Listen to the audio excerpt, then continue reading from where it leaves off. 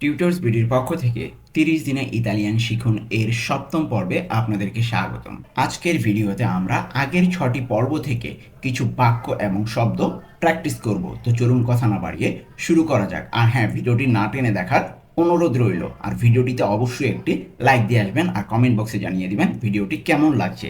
তো প্রথমে আমরা দেখব তুমি কোথা থেকে এসেছো। তুমি কোথা থেকে এসেছো ইতালিয়ান কি হবে? দি দোভে সেই। দি দোভে সেই অর্থ তুমি কোথা থেকে এসেছো। দি থেকে দোভে কোথা, সেই তুমি, তাহলে তুমি কোথা থেকে এসেছো? দি দোভে সেই। এরপরে তোমার কি ওয়াইন পছন্দ, অথবা ওয়াইন না বলে আমরা মদ বলবো। তোমার কি মদ পছন্দ? আমরা বাঙালিরা মদ বলে থাকি, ওয়াইন নয়। ওকে, তাহলে তোমার কি ওয়াইন পছন্দ বা মদ পছন্দ ইতালিয়ান কি হবে? তি পিয়াচে ইল ভিনো। তি পিয়াচে ইল ভিনো অর্থ তোমার কি ওয়াইন অথবা মদ পছন্দ। তো এখানে তি অর্থ তোমার, পিয়াচে অর্থ পছন্দ, ইল ভিনো অর্থ ওয়াইন অথবা মদ। তাহলে তোমার কি ওয়াইন পছন্দ? তি পিয়াচে ইল ভিনো। এরপরে দেখব তোমার কি পড়তে ভালো লাগে। তোমার কি পড়তে ভালো লাগে ইতালিয়ান কি হবে? তি পিয়াচে লেজ্জেরে। তি পিয়াচে লেজ্জেরে অর্থ তোমার কি পড়তে ভালো লাগে। তি অর্থ তোমার, পিয়াচে অর্থ ভালো লাগে, ওকে, বা পছন্দ। আর লেজ্জেরে অর্থ পড়তে। তাহলে পুরোটা একসাথে কি হবে? তি পিয়াচে লেজ্জেরে অর্থ তোমার কি পড়তে ভালো লাগে। তি পিয়াচে লেজ্জেরে আমরা যদি দ্রুত বলি, ওকে। তাহলে এরপরে দেখব কি তোমার কি পড়াশোনা করতে ভালো লাগে। ওকে, পড়াশোনা পড়তে একই ধরনের আসলে। তো এটাকে আবার পড়াশোনা, এটার ইতালিয়ান কি বলা যায়? স্তুদিয়ারে অর্থ পড়াশোনা করা। লেজ্জেরে পড়া একই জিনিস কিন্তু, ওকে। তো আমরা এইভাবেও বলতে পারি। তাহলে কি বলবো? তোমার কি পড়াশোনা করতে ভালো লাগে, এটার ইতালিয়ান কি হবে? তি পিয়াচে স্তুদিয়ারে। তি পিয়াচে স্তুদিয়ারে অর্থ তোমার কি পড়াশোনা করতে ভালো লাগে। এখানে তি অর্থ তোমার, পিয়াচে অর্থ ভালো লাগে, স্তুদিয়ারে অর্থ পড়াশোনা করতে। তাহলে পুরোটা কি হবে? তোমার কি পড়াশোনা করতে ভালো লাগে। তি পিয়াচে স্তুদিয়ারে। এরপরে দেখব তোমার কি নাচতে ভালো লাগে। তোমার কি নাচতে ভালো লাগে, অথবা আমরা ইংরেজিতে বলি ডান্স, ওকে। তো তোমার কি ডান্স করতে ভালো লাগে বা তোমার কি নাচতে ভালো লাগে ইতালিয়ান কি? তি পিয়াচে বাল্লারে। তি পিয়াচে বাল্লারে অর্থ তোমার কি নাচতে ভালো লাগে। তি অর্থ তোমার, পিয়াচে অর্থ ভালো লাগে, বাল্লারে অর্থ নাচতে। তাহলে তোমার কি নাচতে ভালো লাগে। তি পিয়াচে বাল্লারে। এরপরে তুমি কি করতে চাও। তুমি কি করতে চাও ইতালিয়ান কি হবে? কজা vuoi fare। কজা vuoi fare। কজা vuoi fare অর্থ তুমি কি করতে চাও। কজা vuoi fare আমরা যদি ভেঙে ভেঙে বলি, কজা অর্থ কি, vuoi অর্থ তুমি চাও, ফারে অর্থ করতে। তাহলে কি হবে একসাথে? কজা vuoi fare অর্থ তুমি কি করতে চাও, কজা vuoi fare। এরপরে তুমি কি নাচতে চাও। কোয়েশ্চেন করছি, মানে প্রশ্ন করছি, তুমি কি নাচতে চাও ইতালিয়ান কি হবে? vuoi ballare। vuoi ballare অর্থ তুমি কি নাচতে চাও। vuoi ballare এখানে vuoi অর্থ কি? তুমি চাও। vuoi অর্থ তুমি চাও, ballare অর্থ নাচতে, ওকে। তাহলে কি হবে পুরোটা একসাথে? vuoi ballare অর্থ তুমি কি নাচতে চাও। এরপরে দেখব তুমি কি গান গাইতে চাও। তুমি কি গান গাইতে চাও ইতালিয়ান কি হবে? vuoi cantare। একই ধরনের বাক্য কিন্তু, জাস্ট খালি এখানে নাচতে গাইতে একই, জাস্ট একটু ভার্বটা চেঞ্জ করলাম। তাহলে তুমি কি গাইতে চাও? vuoi cantare। vuoi অর্থ কি? তুমি চাও, নর্মাল, এটা আমরা সবসময় মনে রাখবো। কান্তারে অর্থ গান গাইতে। তাহলে পুরোটা একসাথে কি হবে? তুমি কি গান গাইতে চাও। vuoi cantare। vuoi cantare। এরপর আসবে তোমার কি গরম লাগছে। তোমার কি গরম লাগছে ইতালিয়ান কি হবে? আই কালদো। আই কালদো অর্থ তোমার কি গরম লাগছে। আই কালদো। আই অর্থ তোমার লাগছে, কালদো অর্থ গরম। তাহলে তোমার লাগছে, তোমার কি গরম লাগছে, আই কালদো। আই আসলে অর্থ আমরা কি জানি, নর্মালি আমরা যেটা জানি যে তোমার আছে, কিন্তু এখানে তোমার কি গরম আছে, এইভাবে কি এই সেন্টেন্সটা কেমন শোনা, সেই জন্য আমরা তোমার লাগছে বলবো।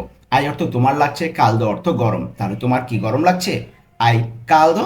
তো এই আইটা বিভিন্ন সময় বিভিন্ন অর্থে ব্যবহৃত হবে, আমরা সেভাবেই ব্যবহার করব। এরপরে দেখবো তোমার কি ঠান্ডা লাগছে ইতালিয়ান কি হবে? আই ফ্রেদ্দো। আই ফ্রেদ্দো অর্থ তোমার কি ঠান্ডা লাগছে। আই অর্থ তোমার লাগছে, ফ্রেদ্দো অর্থ ঠান্ডা। তাহলে পুরোটা আমরা একসাথে কি বলতে পারি? তোমার কি ঠান্ডা লাগছে। আই ফ্রেদ্দো। এরপরে দেখব তোমার কি ক্ষুধা লেগেছে, তোমার কি ক্ষুধা লেগেছে ইতালিয়ান কি হবে? আই ফামে। আই ফামে অর্থ তোমার কি ক্ষুধা লেগেছে, আই অর্থ তোমার লেগেছে, ফামে অর্থ ক্ষুধা, তাহলে পুরোটা একসাথে কি হবে? আই ফামে, তোমার কি ক্ষুধা লেগেছে। এর আগের বাক্য দুটো বাক্যের মতো কিন্তু সেম, তোমার কি ঠান্ডা লেগেছে, তোমার কি গরম লেগেছে, এরকম সবগুলো বাক্যই প্রায় একই ধরনের যেগুলো আলোচনা করছি। তোমার কি ক্ষুধা লেগেছে, আই ফামে, আই অর্থ তোমার লেগেছে, ফামে অর্থ ক্ষুধা। এরপরে দেখব তোমার কি পিপাসা লেগেছে, সেম জিনিস, আই স্যাতে। আই স্যাতে, তোমার কি পিপাসা লেগেছে বা তোমার কি তৃষ্ণা পেয়েছে, একই ধরনের। তো তোমার লেগেছে, তোমার তৃষ্ণা পেয়েছে, এই আইটা বিভিন্ন অর্থে কিন্তু ব্যবহৃত হচ্ছে। আমরা যখন যেভাবে পারি এটাকে ব্যবহার করব, মানে যখন যেভাবে প্রয়োজন হয় সেভাবে আমরা বলতে পারবো। তাহলে আই অর্থ কি তোমার লেগেছে, স্যাতে অর্থ পিপাসা, তাহলে তোমার কি পিপাসা লেগেছে, আই স্যাতে। আর যদি এইভাবে বলতাম তোমার কি পিপাসা পেয়েছে, তাহলে আই অর্থ কি হতো, তোমার পেয়েছে, স্যাতে অর্থ পিপাসা, তাহলে একসাথে কি বলতে পারি, তোমার কি পিপাসা পেয়েছে বা তোমার কি তৃষ্ণা পেয়েছে, ইতালিয়ান কি হবে, আই স্যাতে। এরপরে দেখব তোমার কি ঘুম পাচ্ছে, তোমার কি ঘুম পাচ্ছে ইতালিয়ান কি, আই সন্ন। আই সন্ন, তোমার কি ঘুম পাচ্ছে, এখানে আই অর্থ তোমার পাচ্ছে, সন্ন অর্থ ঘুম, তাহলে তোমার কি ঘুম পাচ্ছে, আই সন্ন। এর আগে আমরা দেখেছিলাম আই অর্থ তোমার লাগছে, ঠিক আছে, তা আই অর্থ তোমার লাগছে, আসলে এখানে আমার পাচ্ছেটা দরকার, সেই জন্য আমি পাচ্ছে বলছি, যেখানে লাগছে দরকার সেখানে লাগছে, যেখানে আছে দরকার সেখানে আছে অর্থে ব্যবহৃত হবে। তাহলে আই অর্থ এখানে তোমার পাচ্ছে, স্বর্ণ অর্থ ঘুম, তাহলে তোমার কি ঘুম পাচ্ছে, আই স্বর্ণ। এরপরে দেখব এটা কি, এটা কি মানে, মানে এটা কি একটা নর্মাল যে দেখি পূর্ণাঙ্গ বাক্য না, নর্মাল অর্ধেক আর কি বাক্য। এটা কি কালো বা এটা কি সাদা এভাবে বলি না, তো এই যে এটা কি, এটা কি এর ইতালিয়ান কি হবে, কোয়েস্তো এ, যদি পুরুষবাচক হয়, ওকে, তাহলে সেক্ষেত্রে হবে কোয়েস্তো এ, এটা কি কোয়েস্তো এ। আর যদি স্ত্রীবাচক হয় তাহলে কি হবে, কোয়েস্তা এ। কোয়েস্তা এ অর্থ এটা কি, কোয়েস্তা এখানে এটা, কোয়েস্তা অর্থ এটা, কোয়েস্তো অর্থ এটা, কিন্তু পুরুষবাচকের ক্ষেত্রে কোয়েস্তো আর স্ত্রীবাচকের ক্ষেত্রে এটা, সরি স্ত্রীবাচকের ক্ষেত্রে কোয়েস্তা। কোয়েস্তো কোয়েস্তা, এটা আমরা মনে রাখবো। এরপরে দেখব তোমার কি ড্যাশ আছে, মানে তোমার কি যে কোনো কিছু একটা থাকতে পারে, তোমার কি কলম আছে, তোমার কি পেন্সিল আছে, তো যেটা লাগবে আমরা এটা বসিয়ে নিব, জাস্ট আমরা দেখবো যে তোমার কি আছে এটার ইতালিয়ান কি, আই। দেখুন আই অর্থ তোমার কি আছে, আমরা নর্মালি দেখেছিলাম তোমার আছে, আই অর্থ তোমার আছে, আই এই যদি কোশ্চেন মার্ক দিই তাহলে কি তোমার কি আছে, আই, ওকে। আই উনা পেন না এভাবে বলতে পারি, আই উনা পেন না, তোমার কি একটি কলম আছে, তো যেটা আমরা যেভাবে বসাই, তাহলে আই অর্থ আসলে কি তোমার আছে, কিন্তু আমরা যখন যেভাবে প্রয়োজন পড়ে, যেমন ঘুম পাচ্ছে, তোমার পাচ্ছে, তোমার লাগছে, এরকম অর্থেও কিন্তু ব্যবহৃত হবে। এরপরে দেখব আমি কি পেতে পারি, দয়া করে, মানে দয়া করে আমি কি পেতে পারি, আসলে দয়া করে এটা সামনেই হতো, ঠিক আছে, দয়া করে আমি কি পেতে পারি, এটা ইতালিয়ান কি হবে, posso avere, posso avere, আমি কি পেতে পারি, per favore অর্থ দয়া করে, তাহলে posso avere per favore, আমি কি দয়া করে আমি কি পেতে পারি, এখানে posso অর্থ আমি পারি, avere অর্থ পেতে, তাহলে posso avere per favore অর্থ দয়া করে আমি কি পেতে পারি। তো এখানে আমি শূন্যস্থান দিয়েছি, আপনারা চাইলে যে কোনো ওয়ার্ড এখানে বসিয়ে আপনাদের মন মতো করে আপনারা প্র্যাকটিস করতে পারেন। এরপরে দেখব তুমি কি ছোট নাকি বড় পিৎজা পিৎজা চাও, ওকে, তুমি কি ছোট নাকি বড় পিৎজা চাও, মানে আমি পিৎজা আনতে যাব, তো আমরা কাউকে আমি জিজ্ঞাসা করলাম যে তুমি ছোট নাকি বড় পিৎজা চাও, তো এটার ইতালিয়ান কি হবে, vuoi una pizza piccola or grande, vuoi una pizza পিকোলা অর গ্রান্দে অর্থ তুমি কি ছোট নাকি বড় পিৎজা চাও, এখানে ভুয়োই অর্থ তুমি চাও, ওনা অর্থ একটি, পিৎজা অর্থ পিৎজা, পিক্কোলা অর্থ ছোট, অর্থ এখানে নাকি অর্থে যে ব্যবহার হয়েছে অথবা এইভাবে বলতে পারি, আর গ্রান্দে অর্থ বড়, তাহলে পুরোটার সাথে কি হবে, ভুই ওনা পিৎজা পিকোলা অ গ্রান্দে অর্থ তুমি কি ছোট নাকি বড় পিৎজা চাও। তো এখানে একটা জিনিস খেয়াল করুন, পিক্কোলা ব্যবহার করা হয়েছে, পিক্কোলা অর্থ ছোট, কিন্তু পিক্কোলো অর্থও ছোট, পিক্কোলো ওইটা পুরুষদের পুরুষবাচকের ক্ষেত্রে, আর স্ত্রীবাচকের ক্ষেত্রে পিক্কোলা, কিন্তু দুটোর অর্থই কিন্তু ছোট, এটা আমরা মনে রাখবো, আর গ্রান্দেরটা কোনো চেঞ্জ হবে না, এটা স্ত্রীবাচক বা পুরুষবাচক যেটা হোক সেটাই বড় আর কি, গ্রান্দে অর্থ বড়। আর এখানে পিক্কোলাটা আমরা চেঞ্জ করব, পিক্কোলো যদি পুরুষবাচকের ক্ষেত্রে হয় ছোট, আর যদি এই স্ত্রীবাচকের ক্ষেত্রে হয় তাহলে লিখবো পিক্কোলা। এরপরে দেখব সুমন কি লম্বা নাকি খাটো। তো কাউকে আমি কারো নাম ধরে বলছি যে সে লম্বা নাকি খাটো, তো এটা ইতালিয়ান ভাষায় কিভাবে বলবো? সুমন এ আলতো ও বাসো। সুমন এ আলতো ও বাসো অর্থ সুমন কি লম্বা নাকি খাটো। এখানে সুমন অর্থ তো সুমন, এ অর্থ হয়, আলতো অর্থ লম্বা, অর্থ নাকি বা অথবা, বাস্য অর্থ খাটো। তাহলে কি হবে? সুমন কি লম্বা নাকি খাটো? সুমন এ আলতো অ বাস্য অর্থ সুমন কি লম্বা নাকি খাটো। তো এখানে একটা জিনিস খেয়াল করুন, আলতো অর্থ লম্বা, বাস্য অর্থ খাটো। এটা হলো পুরুষবাচকের ক্ষেত্রে। যদি স্ত্রীবাচকের ক্ষেত্রে হতো, যেমন সুমন না হয় যদি হতো সুমনা, তখন কি হতো দেখি। তাহলে সুমনা কি লম্বা নাকি খাটো, এটা মেয়েদের ক্ষেত্রে বলছে, মানে মহিলাদের ক্ষেত্রে স্ত্রীবাচক। তাহলে সুমনা এ আলতা অ বাসা।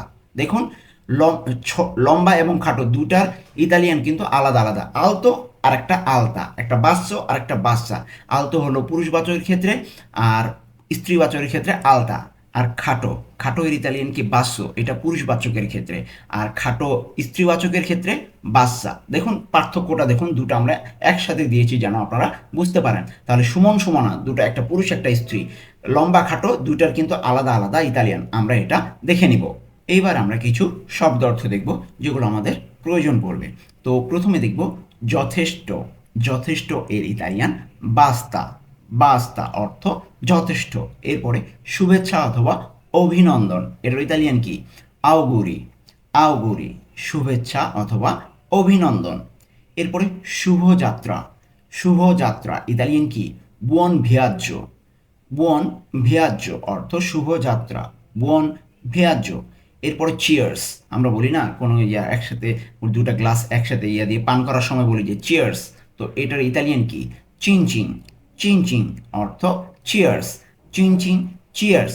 তো আমরা কিন্তু দেখতে দেখতে ভিডিও শেষ প্রান্তে চলে এসেছি। যারা এখনো পর্যন্ত ভিডিওটিতে লাইক দেননি, অনুগ্রহ করে লাইক দিয়ে আসুন, আর নতুন হয়ে থাকলে সাবস্ক্রাইব করে ফেলুন। এরপরে দেখব সুস্থ থাকো। হাঁচির পর সাধারণত আমরা এভাবে বলি যে সুস্থ থাকো, ইতালিয়ান কি? সালুতে। সালুতে সুস্থ থাকো। এরপরে কি বিরক্তিকর, আমরা বলি না কি বিরক্তিকর, তো এটার ইতালিয়ান ভাষায় কিভাবে বলবো? কে পারলে। কে পারলে কি বিরক্তিকর, কে পারলে। এরপরে ও মা, এভাবে বলি না, ও মা, এটার ইতালিয়ান কি? মাম্মা মিয়া। মাম্মা মিয়া, ও মা, ওকে, মাম্মা মিয়া। এরপরে ফিনিতো মানে শেষ, শেষের ইতালিয়ান ফিনিতো। ফিনিতো অর্থ শেষ। তো আমরাও কিন্তু ভিডিওর শেষ প্রান্তে চলে এসেছি।